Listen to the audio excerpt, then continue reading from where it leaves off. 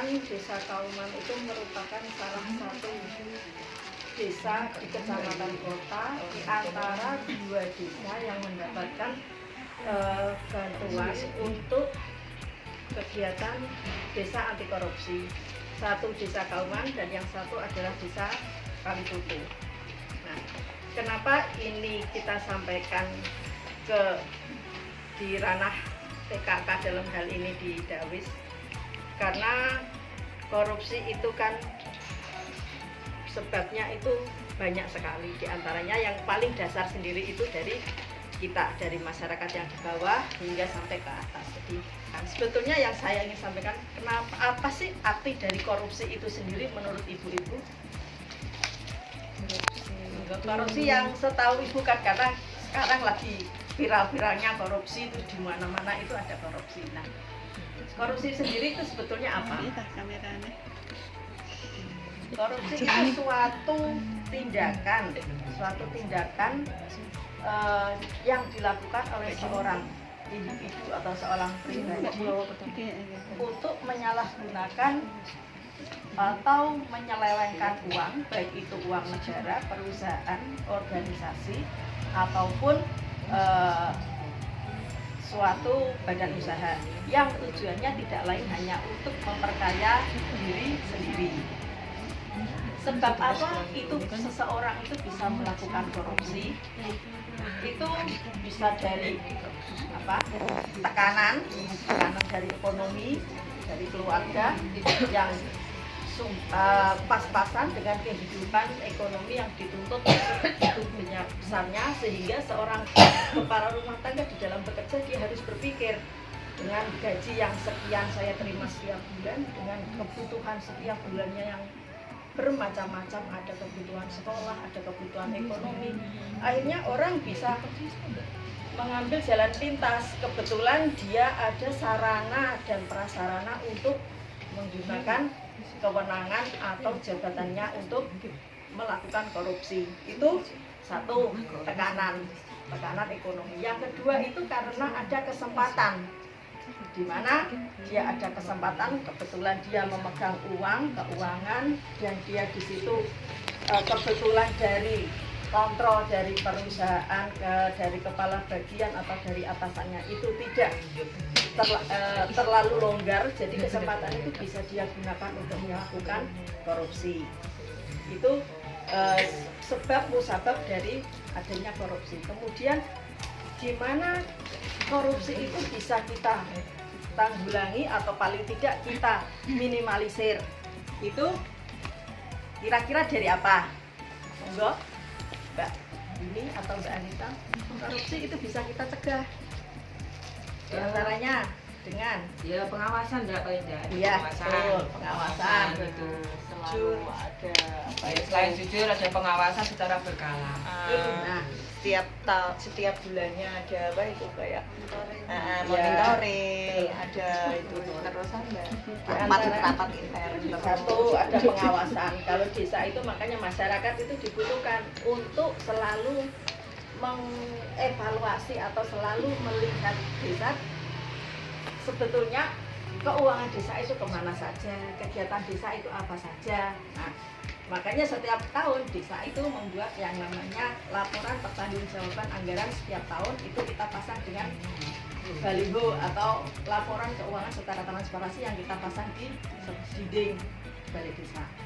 Kemudian untuk yang dari lingkup keluarga itu sedini mungkin itu kita berikan keterbukaan ke dalam keluarga. Jadi seorang kepala keluarga harus menyampaikan kepada istri maupun kepada anak-anaknya agar dengan keadaan ekonomi yang diterima oleh kepala keluarga, istri ataupun anak tidak menuntut lebih. Kalaupun seandainya menuntut, itu kan mereka pasti akan berpikir, oh iya, uangnya cuma sekian, bapakku tidak mungkin untuk memberikan ini. Nah, mungkin itu bisa nanti menjadikan solusi yang lain. Kemudian memberikan contoh yang baik kepada keluarga. Jadi misalnya anak disuruh belanja dengan uang 20.000 belikan gula, ternyata gula itu 17.000, berarti ada kembalian 3.000. Nah, kalau si anak diam saja, itu berarti orang tua membiarkan anak itu untuk belajar korupsi. Harusnya orang tua itu mau gelor dari piro Dik? Oh iya 17.000 Bu. Berarti wonten susukane nggih mangga. Kalau mau kula tumbaske permen, oh nggih mboten napa-napa. Nek mboten ditumbaske berarti nggih Bu niki wangsulane 3.000. Itu memberikan contoh didikan kepada anak untuk belajar jujur. Betul. Kemudian untuk sosial di lingkungannya, di lingkungan masyarakat juga kita toleransi, kita kalau ada yang tidak benar tentang keuangan yang ada di kecil di lingkungan RT itu kita bicarakan, ada keuangan RT sekian, enaknya uang ini dipakai untuk apa. Jadi ada transparansi dan akuntabilitas di setiap kegiatan itu. Kemudian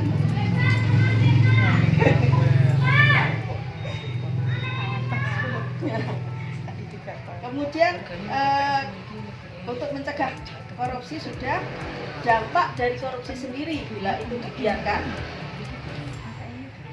Jika seseorang itu sudah melakukan korupsi dan itu dibiarkan, dia akan berkembang. Itu seandainya itu sampai ketahuan akan membuat citra buruk terhadap dia pribadi.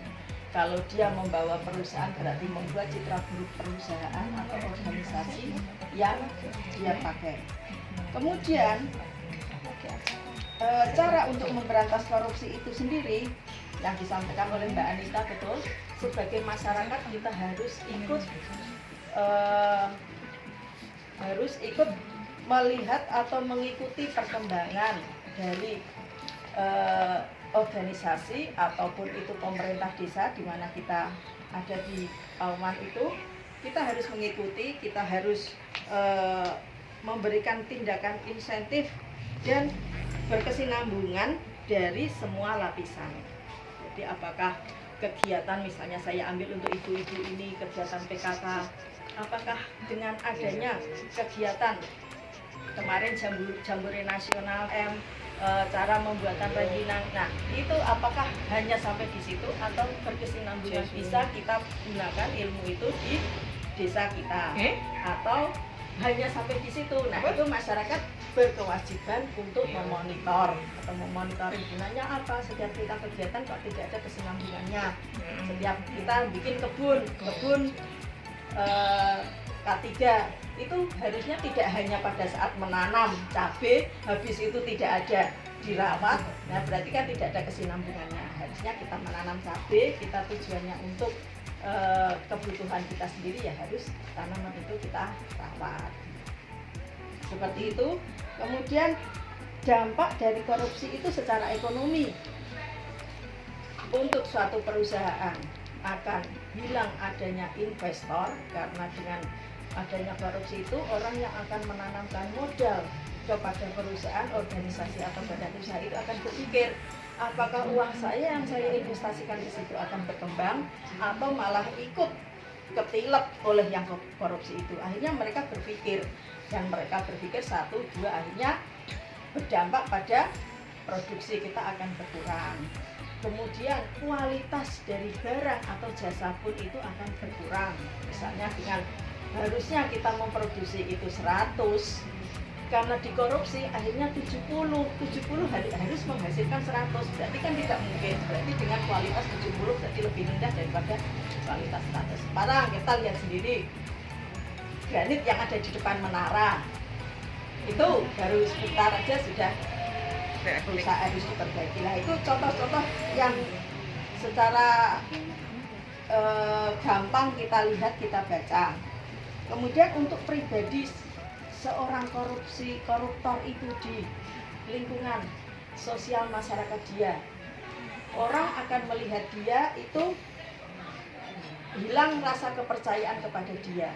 Jadi seandainya ada suatu kegiatan misalnya 17-an di mana itu harus menggalang dana dari masyarakat, untuk memberikan kepercayaan pada seorang koruptor itu untuk memegang dana, masyarakat akan berpikir jauh. Karena timbulnya rasa tidak percaya itu, jangan-jangan uang itu nanti tidak digunakan seperti layaknya kesepakatan awal. Mungkin itu yang bisa saya sampaikan. Barangkali Bu Niken mau menambahkan. Sampai di sini saya terima kasih atas waktu yang diberikan. Assalamualaikum warahmatullahi wabarakatuh. Waalaikumsalam. Sudah habis Bu Bulan. Barangkali ada yang Mbak, ingin saya saya jawab, jawab, foto mungkin dulu. boleh. Tanya jawab aja nggak apa-apa. Iya. Ya. Foto video Tanya juga. jawabnya Fotonya Mbak, aku foto toh. nanti pas sampai yang mana itu ya? Ya, yang disampaikan Mbak. Ya itu tadi yang saya sampaikan. Jadi harapan kita itu masyarakat sedini mungkin itu korupsi itu bisa kita berantas. Kita jangan lihat yang ke atas, kita melihat yang di kalangan kita aja. Mungkin.